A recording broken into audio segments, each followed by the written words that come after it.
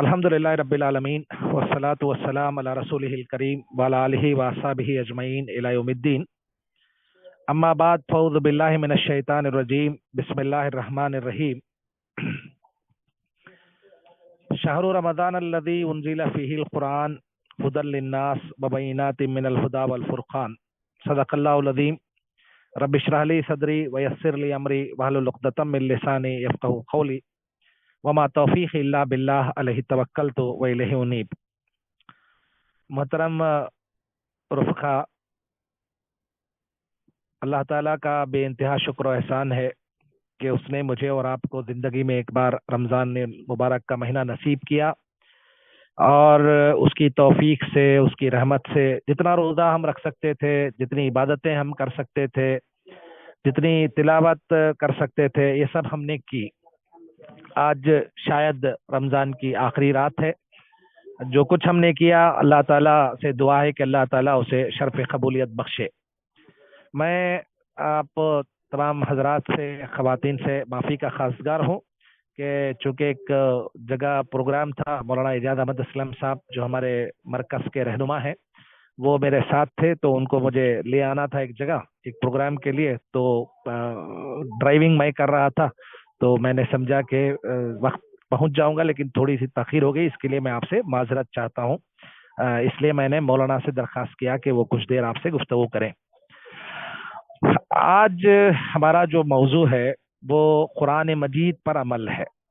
ये एक किताब है जो सुमैया रमज़ान ने, जो इखवान की खातून है, उन्होंने लिखा है। उनका एक पर्सनल तजुर्बा है जो उन्होंने बयान किया है कि उनके यहाँ बास ख़वातीन जमा होती थी और उन्होंने कुरान मजीद का दर्स का वहाँ पे प्रोग्राम होता था। कुछ आयतों का इंतखाब होता था और उन आयतों पर गौर व फिक्र होता था, और फिर उन आयतों पर अमल जब शुरू हुआ तो उसके क्या गैर मामूली असरात जो है मुरतब हुए, इसे पूरा उन्होंने बयान किया है। असल में वो सारी किताब मौजूद है, आप उस किताब को पढ़ लें, इसलिए कि वो किताब अवेलेबल है। मैं आज आपसे कुरान ही के मौजू पर ये कुछ बातें और रखना चाहता हूँ। इसमें ये बातें भी आएंगी कुरान मजीद पर, वो किताब में जो बताई गई हैं, लेकिन पूरी किताब इस वक्त हमारी गुफ्तगू का मौजू तो नहीं है। हमारा जो मौजू है वो कुरान मजीद पर अमल है। देखिए, कुरान मजीद दुनिया की वो वाहिद किताब है जो हमसे इस बात का मुतालबा करती है कि हम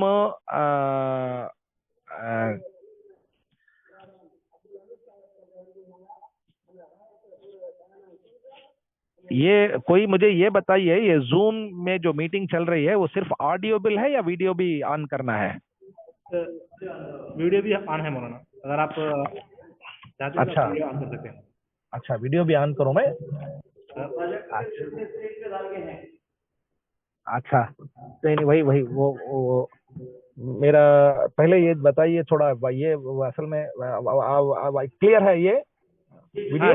जी मौलाना, अच्छी बात, ठीक, तो चलिए, ज्यादा अच्छा रहेगा। तो मैं आपके सामने ये अर्ज कर रहा था कि हमें इस बात की कोशिश करनी है कि कुरान मजीद पर हमारा अमल हो। कुरान मजीद दुनिया की वो वाहिद किताब है जो अपने मानने वालों से अमल का मुतालबा करती है। ये किताब दिया ही इसलिए गया है कि इसके मुताबिक जिंदगी ढाला जाए, लेकिन ये बदकिस्मती है उम्मत मुस्लिमा की कि अल्लाह ताला की इतनी अजीम नेमत के होते हुए भी आज जितने मसाइल हैं हमारे पास, जितने मसाइल हैं, खा वो हमारे अकीदे का मसला हो, हमारे इत्तिहाद का मसला हो, या जो है क्या कह सकते हैं आप हमारे बिगाड़ का मसला हो, हमारे दुनिया के नुकसानात का मसला हो, आखिरत के नुकसानात का मसला हो, ये सब मसले की जो वजह है ना, वो कुरान मजीद से दूरी है। अल्लामा इकबाल ने कहा था, वो जमाने में मुअज़्ज़ज़ थे मुसलमान होकर, आज हम खार हुए तारीख खुरा होकर। आज जिल्लत और पसपाई का जो वाहिद सबब है वो कुरान मजीद से दूरी है, और हमारे लिए रास्ता भी तरक्की का वही है। अगर हम अपनी भलाई चाहते हैं तो हमें अल्लाह की किताब के साथ अपने रिश्ते को जोड़ना होगा, और अल्लाह की किताब को अपने आंखों से लगाना होगा, अपने सीने से लगाना होगा, और इसके मुताबिक अपनी जिंदगी को ढालना होगा। अब कुरान मजीद को समझने के लिए और फिर कुरान मजीद पर अमल करने के लिए हमें یہ دیکھنا چاہیے کہ قرآن مجید جب نازل ہوا اور پھر قرآن مجید آپ کو معلوم ہے کہ قرآن ایک ساتھ نازل نہیں ہوا بلکہ 23 ایئرز میں 23 سال میں تھوڑا تھوڑا کر کے اللہ کے رسول صلی اللہ علیہ وسلم پر نازل ہوتا گیا، اور اللہ کے رسول صلی اللہ علیہ وسلم نے پریکٹیکلی اسے ایک سماج میں اسے امپلیمنٹ کیا. جس معاشرے میں آپ تھے، جس سوسائٹی میں آپ تھے، اس سوسائٹی میں آپ نے اسے امپلیمنٹ کیا.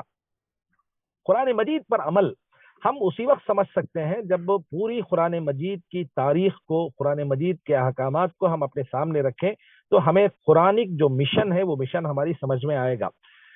دیکھیے، امت مسلمہ کا بچہ بچہ، اس کا ہر فرد، اور اس کے مرد، اس کی عورتیں، اس کے جوان، اس کے بوڑھے، اس کے عالم، اس کے استاد، اور پھر اس کا ہر بندہ اسی کام کا پابند ہے کہ وہ قرآن مجید پر عمل ہو اور قرآن مجید کے پیغام کو ایگزیکیوٹ کرے. اس کے علاوہ اس کا اور کوئی کام نہیں ہے.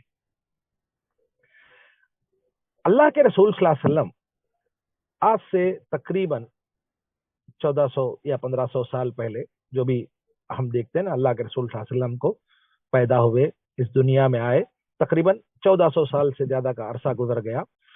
1400 سال پہلے اللہ کے رسول صلی اللہ علیہ وسلم جب معاشرے میں اس قرآن کا وہ نازل ہو رہا تھا، اس وقت کی دنیا ایک عجیب و غریب دنیا تھی.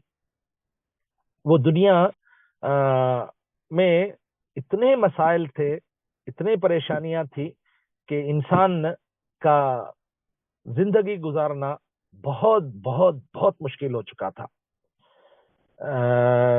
آپ ذرا تصور کیجئے کہ جس گھر میں ایک چھوٹی معصوم بچی اس کے باپ سے محفوظ نہ ہو، اس کا باپ اسے زمین میں گاڑ دیتا ہو.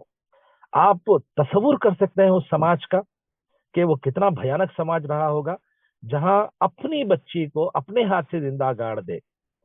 تو یہ دنیا تھی جہاں پہ معمولی باتوں پر لڑائی جھگڑا ہوتا تھا. کسی کی بکری کسی کے باغ میں جا کر پانی پی لی، اس کی وجہ سے کیا ہو گیا؟ لڑائی جھگڑے شروع ہو گئے. وَكُنْتُمْ عَلَى شَفَا حُفْرَةٍ مِّنَ النَّارِ فَأَنْقَذَكُم مِّنْهَا. قرآن کہتا ہے کہ تمہارا پورا سماج جہنم کا نقشہ پیش کر رہا تھا، اللہ نے تم کو اس سے بچا لیا. دوزخ کے کنارے چلے گئے تھے تم، اللہ نے تم کو اس سے بچا لیا. یہ اس وقت کی صورتحال تھی جب اللہ کا یہ کتاب آیا. یہ کتاب آنے کے بعد میں دنیا کو ایک نئی تہذیب ملی، دنیا کو ایک نیا سیویلائزیشن ملا، دنیا میں ایک کیا کہتے نئی صبح، اس گھٹا ٹوپ اندھیرے سے دنیا میں ایک نئی صبح طلوع ہونے والی تھی. ظلم کا دور ختم ہونے والا تھا. دنیا میں ایک امن کا پیغام دنیا کو دیا جا رہا تھا. دنیا میں جتنے مسائل ہیں ان سب مسائل کا ایک مکمل اور ایک کمپلیٹ سلوشن، سارے پرابلمز کا ایک کمپلیٹ سلوشن اللہ تعالیٰ دینے والا تھا. اسی لیے اس پورے مہینے کو جس میں یہ کتاب نازل ہوا، شہر عظیم اور شہر مبارک قرار دیا کہ یہ عظمت والا مہینہ ہے اور یہ عظیم مہینہ ہے، مبارک مہینہ ہے، برکت والا مہینہ ہے.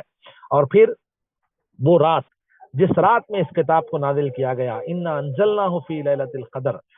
تمہیں معلوم ہے کہ ہم نے اس قرآن کو لیلۃ القدر ہی میں نازل کیا. وما ادراک ما لیلۃ القدر. تم جانتے ہو لیلۃ القدر کیا ہے؟ لیلۃ القدر خیر من الف شہر. وہ ہزار مہینوں سے زیادہ فضیلت والی رات ہے. کیا ہوتا ہے اس رات میں؟ تنزل الملائکۃ والروح فیہا باذن ربہم من کل امر سلام ہی حتی مطلع الفجر. فرشتے حضرت جبرائیل علیہ السلام سلامتی لے کر، اللہ کا فیصلہ لے کر، اللہ تعالیٰ کا ہر حکم کو لے کر زمین کی طرف آتے ہیں، زمین میں آتے ہیں، اور پھر اللہ کی رحمت کا سلسلہ فجر کے وقت تک جاری رہتا ہے. تو اس رات کو بہت زیادہ اہمیت دی گئی، اور اس رات کو اس لیے اہمیت دی گئی کہ اس رات میں قرآن مجید نازل ہوا. قرآن مجید اللہ کے رسول صلی اللہ علیہ وسلم غار حرا میں جب یہ پیغام لے کر آئے تو یہ پیغام لے کر آپ صلی اللہ علیہ وسلم پہلے اپنی بیوی کے پاس آئے، خدیجہ کے پاس. خدیجہ سے کہا کہ میرے پاس ایک فرشتہ آیا ہے، اور فرشتہ یہ کتاب لے کر آیا ہے، یہ پیغام لے کر آیا ہے. مجھے تو ایسا لگ رہا ہے کہ میری جان نکل جائے گی.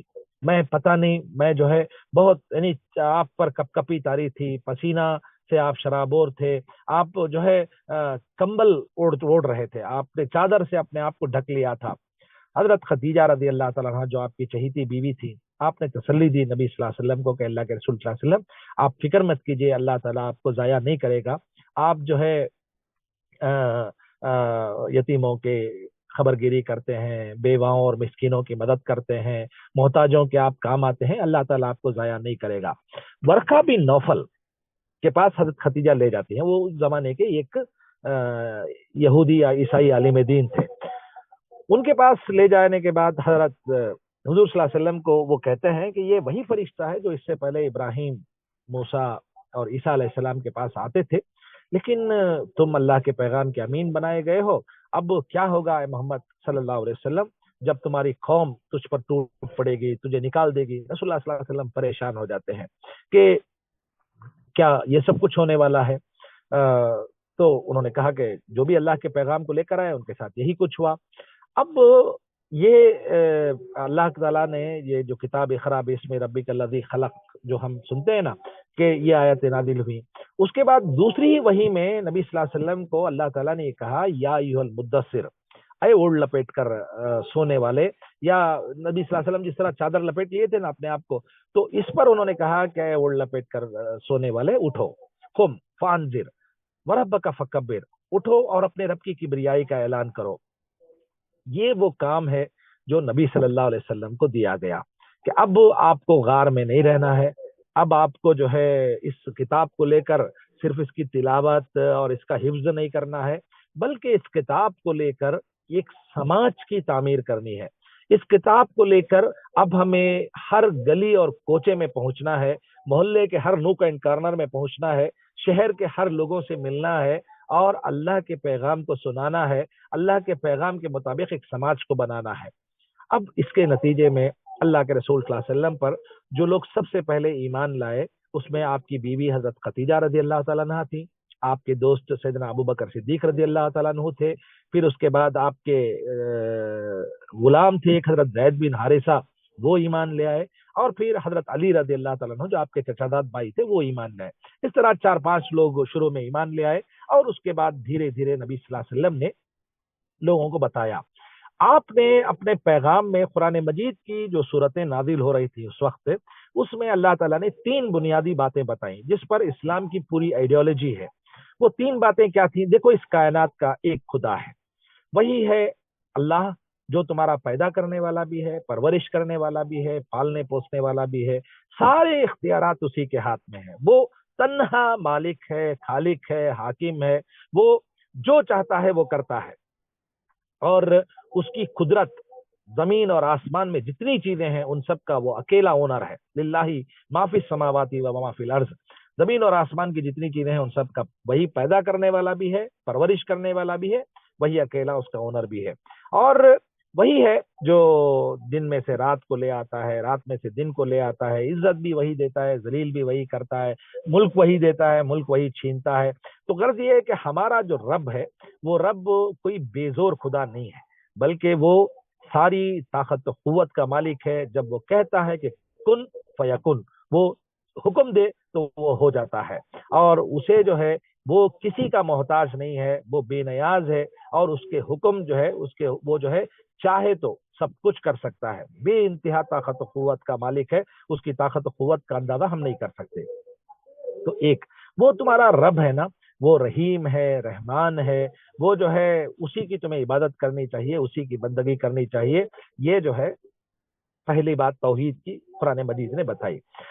دوسرا یہ بتایا کہ رسالت، دیکھو اللہ تعالیٰ نے خود انسانوں میں سے ایک کو، جس طرح مختلف حضرت آدم علیہ السلام سے لے کر حضور صلی اللہ علیہ وسلم تک مختلف نبیوں کو اٹھایا، اس طرح اب جو ہے محمد صلی اللہ علیہ وسلم کو اللہ نے وحی دی ہے، رسالت۔ تم جو ہے اس رسول کو دیکھتے ہو جو تمہارے ہاں کیا ہے، مشہور ہے، وہ کیا ہے، وہ امین بھی ہیں، وہ صادق بھی ہیں، تم خود ان کو دیکھتے ہو کہ وہ کتنے شریف النفس آدمی ہیں، وہ تم سے کوئی اجر نہیں مانگتے، وہ تم سے کوئی پیسہ نہیں چاہتے، وہ کوئی تم سے اقتدار نہیں مانگتے، وہ جسٹ اللہ کا پیغام ان کے پاس ہے، اس پیغام کو تمہارے سامنے سناتے ہیں۔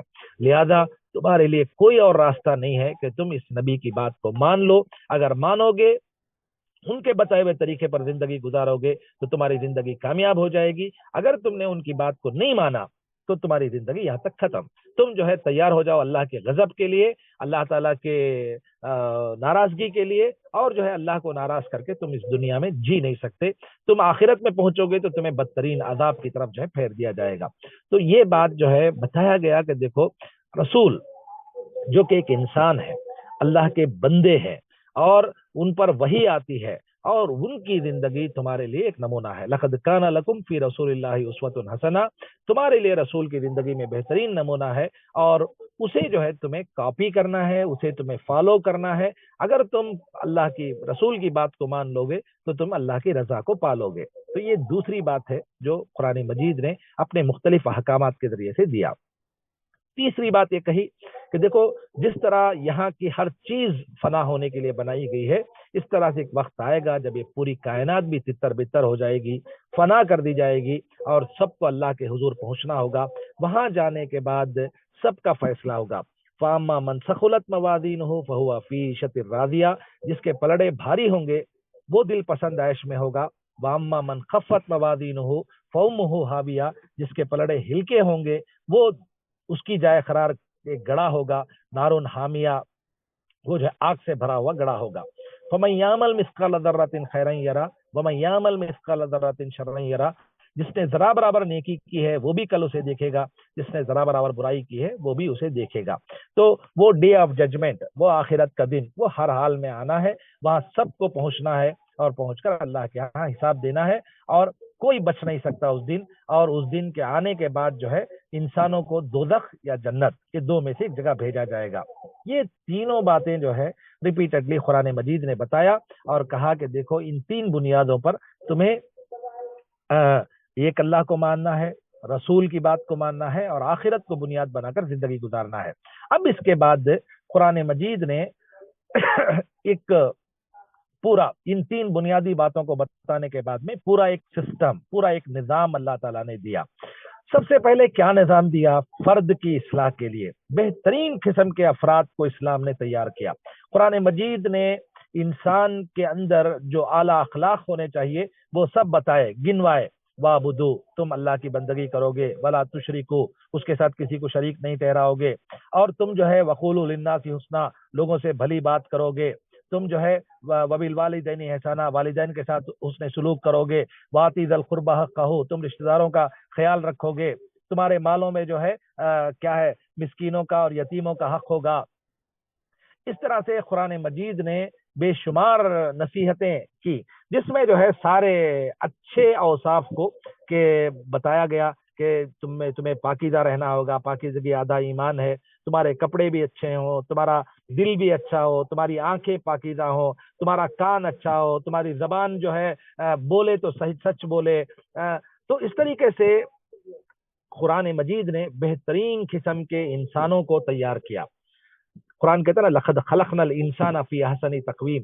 دیکھتے ہی دیکھتے قرآن مجید کو جو لوگ سن رہے تھے, اس سرزمین سے انسانی تاریخ کا کیا کہتے ہیں, انسانی تاریخ کے وہ عظیم الشان نمونے تیار ہوئے جسے قیامت تک کے انسانوں کے لیے جو نمونے ہیں, جو ستارے ہیں, حضرت ابوبکر جیسے لوگ, حضرت عمر جیسے لوگ, حضرت عثمان جیسے لوگ, حضرت سلمان فارسی جیسے لوگ, حضرت علی جیسے لوگ, حضرت مصعب بن عمیر جیسے لوگ, حضرت خالد بن ولید جیسے لوگ, بے شمار صحابہ کرام, ایسے لوگ آپ دنیا میں کبھی نہیں دیکھ سکتے. اتنے پیارے لوگ تھے, اتنے عظیم لوگ تھے یہ کہ انہوں نے اپنی زندگی سے ایک کیا کہتے ہیں چاند کی طرح, ستاروں کی طرح روشن ہو کر انہوں نے بتایا کہ انسان ایسا ہوتا ہے, اللہ کی بندگی ایسے کی جاتی ہے, زندگی ایسے جیا جاتا ہے. یہ جو ہے انہوں نے بتایا. تو یہ کام تو یہ تھا. پھر اس کے بعد دیکھتے ہی دیکھتے عرب کی گلی کوچوں میں اسلام کی دعوت گونجنے لگی اور لوگوں نے جو ہے اس کی مخالفتیں شروع کرنا شروع کر دی. کیوں مخالفت کر رہے تھے؟ لوگوں کو سمجھ میں آ رہا تھا کہ اب جو ہے ہماری چودراہٹ ختم ہو رہی ہے. اب جو ہے جو لوگ ہمیشہ ایسا ہوتا ہے کہ جو لوگ کیا کہتے ہیں برائیوں کے دل دادا ہیں یا ظلم و ستم کے جو لوگ انسانوں پر ناحق ظلم و ستم کرنا چاہتے ہیں وہ ہمیشہ حق کی مخالفت کرتے ہیں. اسلام قرآن مجید کی جو آیتیں نازل ہو رہی تھی ان آیتوں کو اگر آپ دیکھیں اسلام چاہتا کیا تھا. اسلام نے کہا انسان کو اس کا مقام ملنا چاہیے. دیکھو انسانوں کو خریدا جاتا تھا, انسانوں کو بیچا جاتا تھا. جس زمانے میں نبی صلی اللہ علیہ وسلم آئے تھے انسانوں کی کوئی قدر و قیمت نہیں تھی. نہیں, اسلام نے کہا وَلَقَدْ كَرَّمْنَا بَنِي آدم, ہم نے انسان کو اکرام کا ایک مقام دیا ہے. قرآن مجید نے کہا یہ ایک انسان کو کسی نے مار دیا تو اس نے پوری انسانیت کو مار دی. یہ ایک انسان کو کسی نے زندگی دی اس نے گویا پورے انسانی سماج کو زندگی دیا. یہ گویا قرآن مجید نے بہت واضح انداز میں کہا کہ تمہیں جو ہے انسانوں کے ساتھ اچھا معاملہ کرنا ہے. اور سب سے بڑی نیکی یہ کہا گیا کہ اگر تم اللہ کی محبت, اللہ کی رضا چاہتے ہو تو وَيُطْعِمُونَ الطَّعَامَ عَلَىٰ حُبِّهِ مِسْكِينًا وَيَتِيمًا وَأَسِيرًا, یہ وہ لوگ ہیں جو اللہ کی محبت میں یتیموں کو, قیدیوں کو, مسکینوں کو کھانا کھلاتے ہیں. کیوں؟ انما نطعمکم لوجہ اللہ, اللہ کی رضا اس سے مل جائے. ہم اس لیے کھلاتے ہیں کہ اللہ کی رضا اس سے مل جائے. ہم جو ہے اس کے ذریعے سے کوئی کیا نہیں چاہتے, جزا یا شکر یا تھینکس ہم نہیں چاہتے, ہم جو ہے اللہ کے لیے کرنا چاہتے ہیں.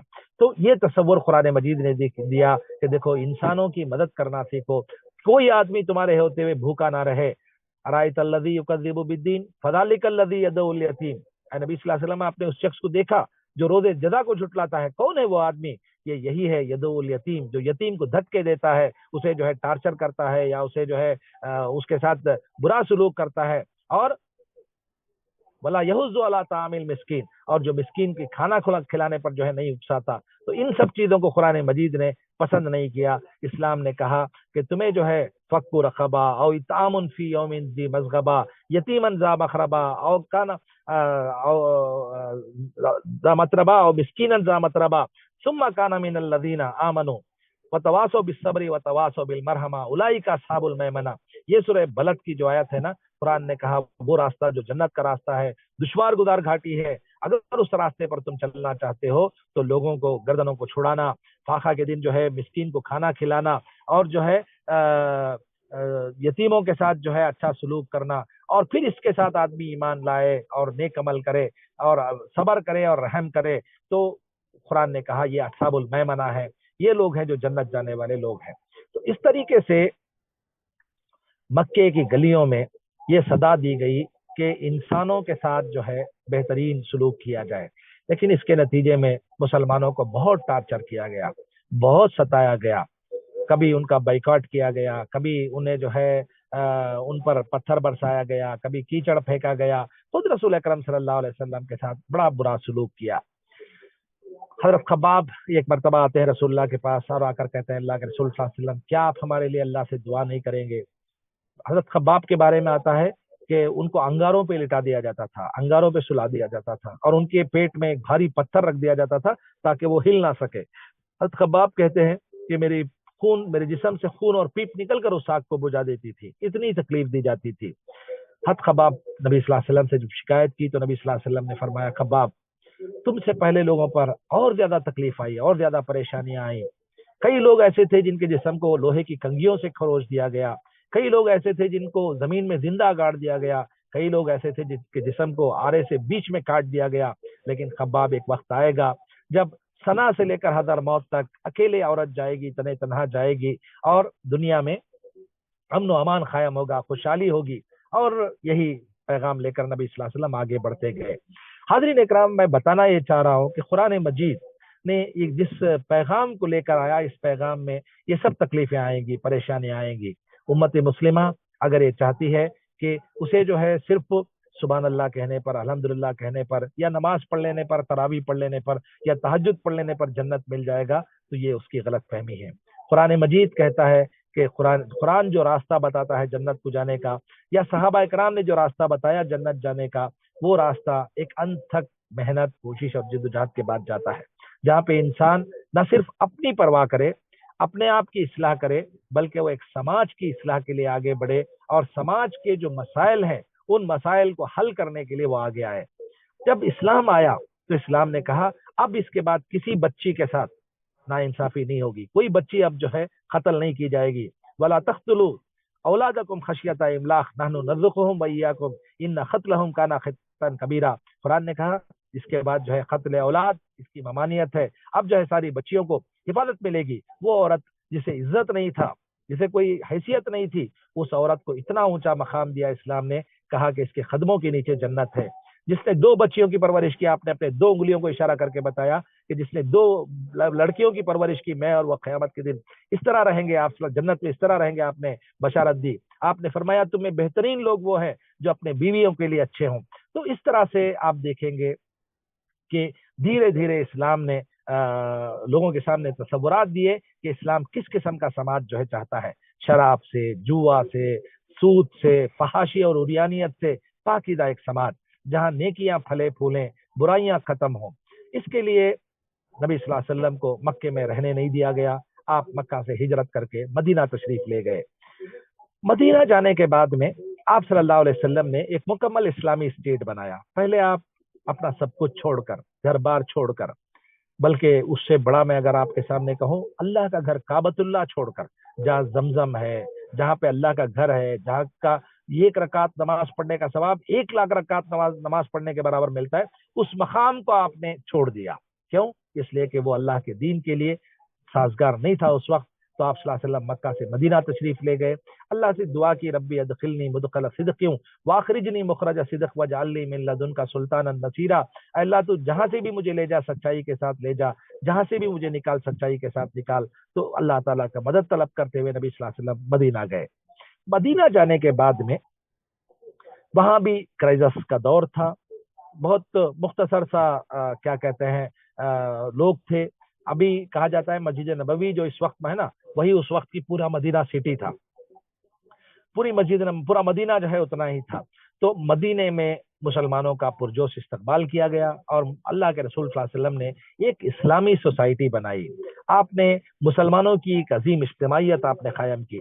آپ نے ایک مسجد بنائی، پہلے ایک مرکز۔ وہ مسجد جو ہے صرف ہماری طرح نمازوں کا مرکز نہیں تھا، وہ مسلمانوں کی تعلیم و تربیت کا بھی مرکز تھا، وہ مسلمانوں کے بچوں کا مدرسہ تھا، جہاں مسلمان جو ہے بچے پڑھتے تھے، جہاں وہی ان کی جو ہے تعلیم اور تربیت ہوتی تھی۔ اللہ کی عبادت بھی وہاں پہ ہوتا تھا، وہاں پہ فوج کی ٹریننگ بھی وہیں پہ ہوتی تھی۔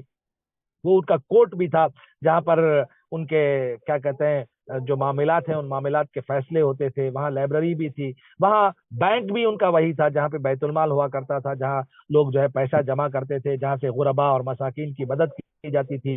وہاں وہ جو ہے ایک پارلیمنٹ اور اسمبلی بھی تھا جہاں پر وہاں کے عوام لوگوں کے فیصلے ہوتے تھے، جہاں پہ قانون سازی ہوتی تھی، جوڈیشری کا جو ہے یا جو ہے وہاں پہ پالیسی میکنگ باڈی بھی وہی تھا۔ تو اس طریقے سے مسجد جو ہے ایک ملٹی ایکٹیویٹیز کا ایک مرکز تھا مسلمانوں کا، ہمیشہ ان سے جو ہے وابستگی رہتی تھی مسلمانوں کی۔ اور پھر اللہ کے رسول صلی اللہ علیہ وسلم نے وہاں سے ایک اسلامی معاشرہ آپ نے بنایا۔ وہ معاشرہ اتنا پیارا معاشرہ تھا، اتنا کیا کہتے ہیں خوبصورت معاشرہ تھا، اگر میں اسے ایک لفظ میں بتاؤں تو وہ زمین میں جنت، زمین میں جنت، جہاں پہ ہر انسان ایک دوسرے کا خیر خواہ، ایک دوسرے کا مددگار، کرائم سے پاک، اور جو ہے کیا کہتے ہیں جہاں پہ آپ دیکھتے نا ہر وقت السلام علیکم ورحمۃ اللہ وبرکاتہ، جہاں پہ لوگ جو ہے صرف اللہ کی رحمتیں، برکتوں کی، سلامتی کی دعا مانگی جاتی، جہاں پہ اگر کسی کو چھینک بھی آ جائے نا تو یرحمک اللہ، اے اللہ تو اس پر رحم کرما۔ لوگ تڑپ اٹھتے تھے، ایک جسم کی طرح سے تھے، وہ خود بھوکے رہتے تھے، دوسروں کو کھانا کھلاتے تھے، خود پیاسے رہتے تھے، دوسروں کو پانی پلاتے تھے۔ ایک عجیب و غریب معاشرہ تھا وہ، جس معاشرے میں ہر آدمی چاہتا تھا کہ اس معاشرے میں جو ہے ہم بھی اس معاشرے کا حصہ بن جائے، جہاں کالے گورے کی تفریق نہیں تھی، جہاں امیر غریب کا فرق نہیں تھا، جہاں پہ سب ایک دوسرے کے لیے اپنا جان نچھاور کرنے کے لیے تیار تھے۔ ایک پیسفل معاشرہ، ایک بہت پرسکون معاشرہ یہ نبی کریم صلی اللہ علیہ وسلم نے بنایا، اور یہ سفر جاری رہا تقریباً 23 سال۔ رمضان ہی کا مہینہ تھا، نبی کریم صلی اللہ علیہ وسلم اپنے 300 لوگوں کو لے کر اللہ کے رسول صلی اللہ علیہ وسلم نے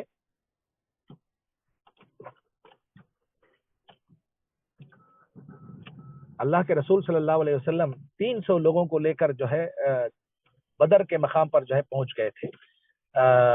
بدر کا جو مقام تھا وہ مقام بڑا اس کا مقام تھا جنگ، رمضان 2 سن ہجری تھا، اسی سال رمضان کے روزے فرض ہوئے تھے، لیکن اللہ کے رسول صلی اللہ علیہ وسلم نے صحابہ کرام سے کہا کہ اب روزہ نہیں رکھنا ہے، روزہ چھوڑ دینا ہے، روزہ قضا کر لیں گے ہم بعد میں، ابھی جانا ہے اور جا کر اللہ کے دین کی حفاظت کرنی ہے۔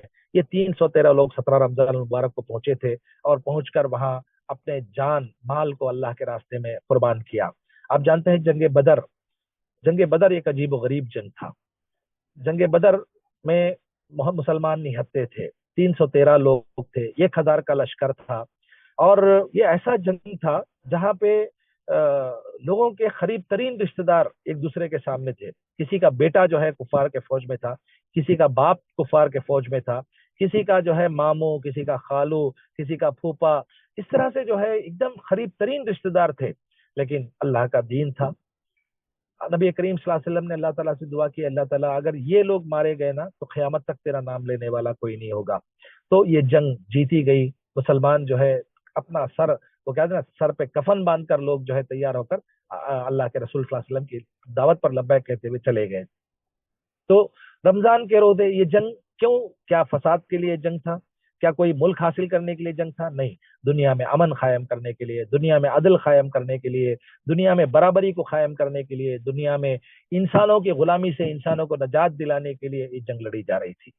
اور اسی رمضان میں تقریباً 8 سن ہجری میں نبی صلی اللہ علیہ وسلم نے مکے کو بھی فتح کیا۔ ایک وقت آیا مسلمانوں کا وہ پورا دور جب بدر میں فتح ملی، اور پھر احد اور حنین غزوہ، مختلف غزوات آئے، ان سب کے بعد جو ہے ایک وقت وہ بھی آیا حدیبیہ کی صلح کے بعد کہ مکہ مسلمانوں نے فتح کیا۔ 10,000 کا لشکر لے کر نبی صلی اللہ علیہ وسلم اسی رمضان کے مہینے میں مکہ مکرمہ میں پہنچے۔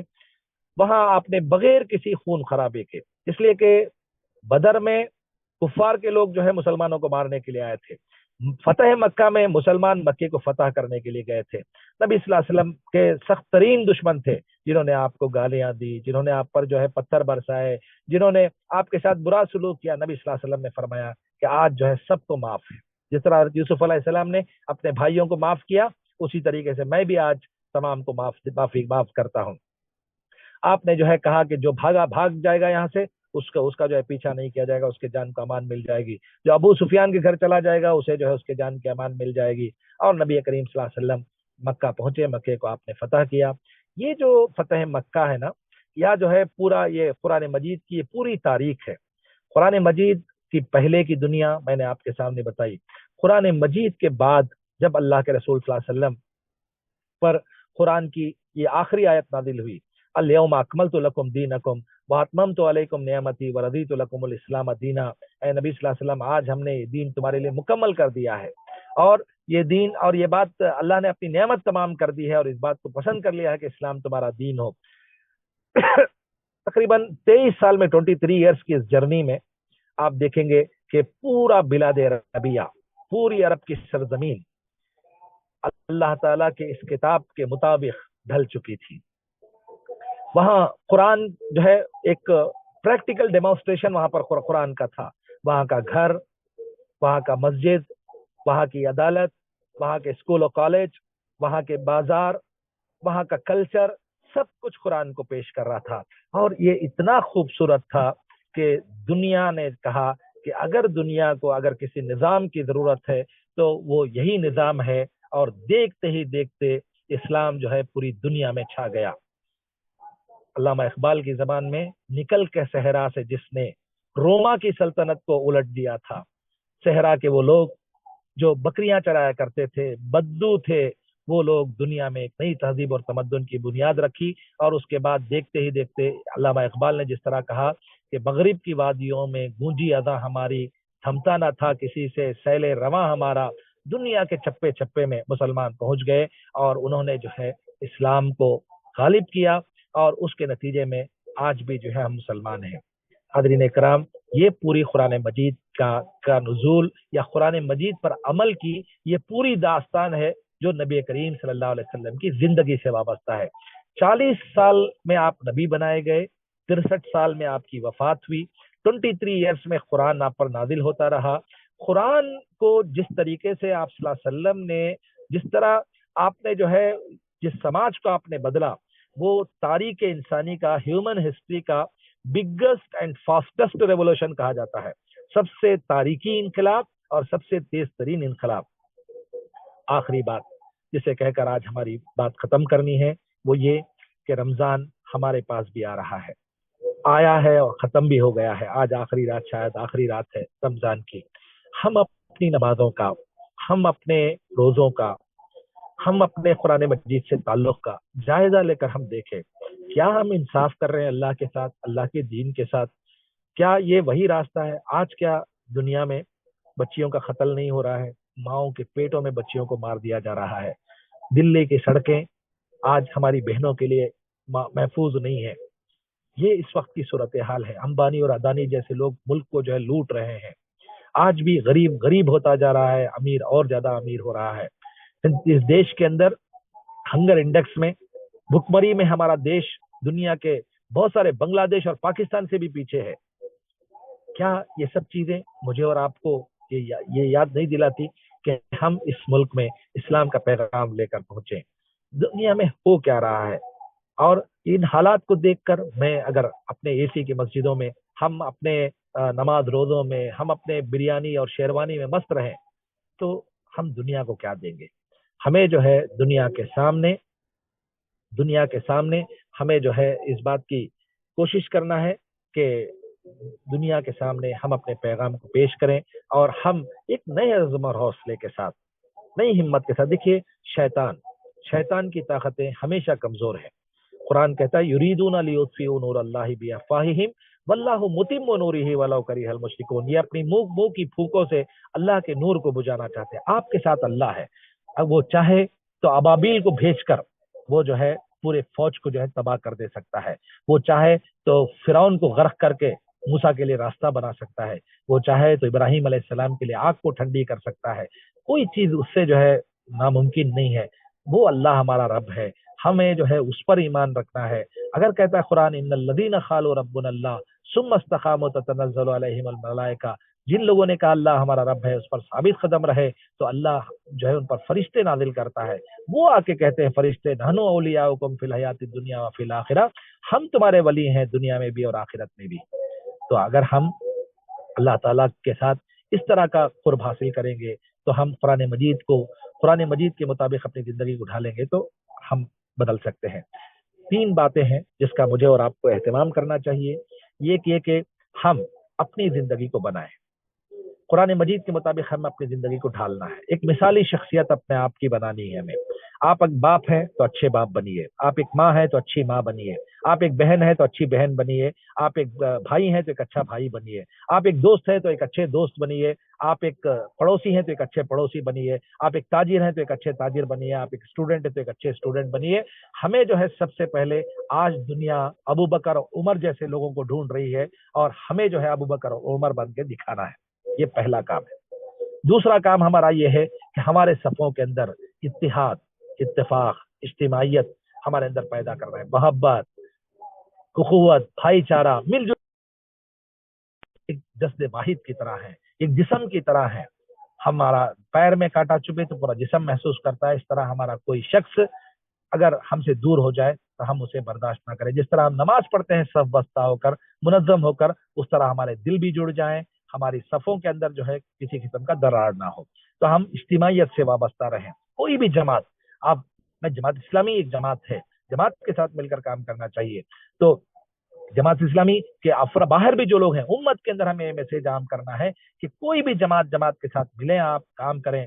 جماعت اسلامی ایک جماعت ہے جو اقامت دین کا کام کر رہی ہے، آپ آئیں تو ہمارے ساتھ آئیں، ورنہ جہاں بھی رہیں، محلے کی جماعت ہے یا جو ہے آپ جو بھی جماعتوں کے ساتھ آپ رہتے ہیں ان کے ساتھ ملیں اور مل کر کام کریں۔ جماعت کے بغیر اگر آپ رہیں گے تو شیطان آپ کو نوالا بنا لے گا، اور شیطان بہت آسانی کے ساتھ اس شخص پر حملہ کرتا ہے جو جماعت کے بغیر زندگی گزارے۔ اسلام ہمیں ایک لمحے کے لیے بھی اس بات کی اجازت نہیں دیتا کہ ہم جماعت کے بغیر زندگی گزاریں، تو جماعت کے ساتھ ہمیں وابستہ رہنا ہے۔ دوسری بات، تیسری بات یہ ہے کہ ہمیں جو کچھ، دیکھیے ہمارا وجود خیر کا ذریعہ بنے اور ہم شر کو ختم کرنے کے لیے ہم ہر ممکن کوشش کریں۔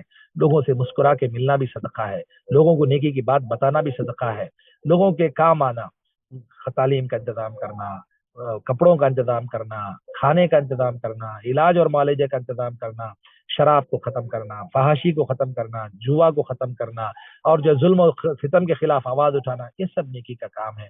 تو ان سب کاموں کو ہمیں اجتماعی طور پر کرنا ہے، انفرادی طور پر نہیں۔ انفرادی طور پر تو کریں گے، اس سے جو ہے کوئی اثر ہونے والا نہیں ہے۔ ہم سب ملیں گے، ہمارے محلے کو اس طرح بنائیں گے، ہمارے شہر کو اس طرح بنائیں گے، تو انشاءاللہ ہماری زندگی کامیاب ہو سکتی ہے۔ اللہ کے سامنے ہم جا کر یہ جواب دے سکتے ہیں کہ اللہ تو نے جو زندگی دی، اس زندگی کو ہم نے استعمال میں لایا۔ ورنہ اگر یہ سب چیزیں، ہماری نمازیں اور روزے، یہ 1 مہینہ جو تربیت ہمیں ملا ہے، اگر آپ 30 دن بھوکے رہ کر بھی، بھوکوں کا اگر ہمیں احساس نہ ہو، 30 دن جاگ کر بھی ہم دنیا کی بے چینی اور اضطراب کا اندازہ نہ کر سکیں اور دنیا کو اسلام کا حیات بخش پیغام نہ دے سکے، تو میں سمجھتا ہوں کہ ہمارا جاگنا اور ہمارا بھوکے رہنا کوئی خاص جو ہے فائدہ دینے والا نہیں ہے۔ اللہ تعالیٰ سے دعا ہے کہ اللہ تعالیٰ مجھے اور آپ کو اس بات کی توفیق عنایت فرمائے کہ رمضان میں جو کچھ ہم نے سیکھا ہے اس سے ہم باقی 11 مہینے ہم جو ہے اسے اپنی زندگی میں باقی رکھیں، اپنی زندگی میں اس پر عمل کریں۔ اللہ تعالیٰ ہمارا حامی و ناصر ہو، زندگی کے ہر لمحے میں اللہ تعالیٰ ہماری مدد فرمائے، اور ملک کے جو حالات ہیں اس وقت، دنیا کے جو حالات ہیں، ان حالات میں خصوصیت کے ساتھ اللہ تعالیٰ انسانیت پر رحم کا اور کرم کا معاملہ فرمائے، اور ہمیں اس بات کی توفیق دے کہ ہم اپنی ذمہ داریوں کو سنبھال کر ایک مجاہدانہ کردار ہم ادا کریں۔ اللہ تعالیٰ اس کے ذریعے سے اپنی رضا اور خوشنودی کا پروانہ ہمیں نصیب کرے، اور دنیا میں بھی ہمیں اپنے دامن عافیت میں رکھے، رحمت کے سائے میں رکھے، اور آخرت میں بھی اپنی نعمت بری جنتوں میں جگہ عطا فرمائے۔ وآخر دعوانا الحمدللہ رب العالمین۔ جزاک اللہ خیر مولانا، بہت بہت شکریہ، آپ نے سفر میں ہونے کے بعد بھی اپنے وقت نکالا ہے، بہت بہت شکریہ۔